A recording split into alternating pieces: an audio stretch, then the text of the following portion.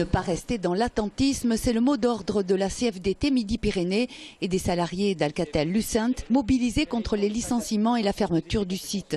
Avant même de connaître les détails du plan Shift, la CFDT travaille en amont pour trouver des solutions permettant d'éviter la mutation d'une partie des salariés en Île-de-France et la suppression radicale de postes.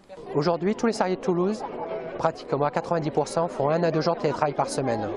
Ce serait peut-être pouvoir augmenter le nombre de jours de télétravail et imaginer des bureaux plus petits où les salariés se retrouveraient une fois par semaine, chacun à leur tour, ou on ne sait pas, avec des locaux, donc les frais de loyer beaucoup plus faibles. On pense à des externalisations aussi.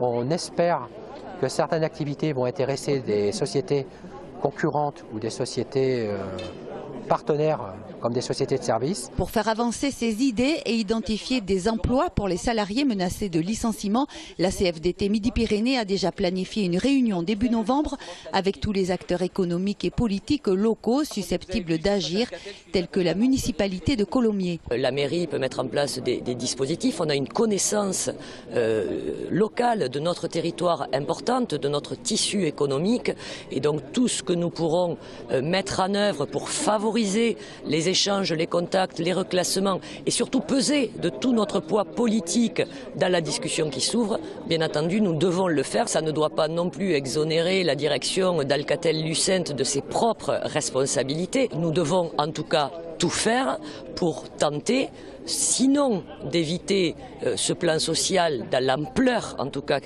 à laquelle il est annoncé, mais au moins pour en limiter les conséquences. Selon la CFDT, sur le site toulousain, 10 à 30 personnes pourraient être licenciées, 25 autres seraient conservées mais mutées en Île-de-France. Pour les autres, c'est l'inconnu. Il faudra donc attendre le comité central d'entreprise prévu les 24 et 25 octobre prochains pour en savoir davantage.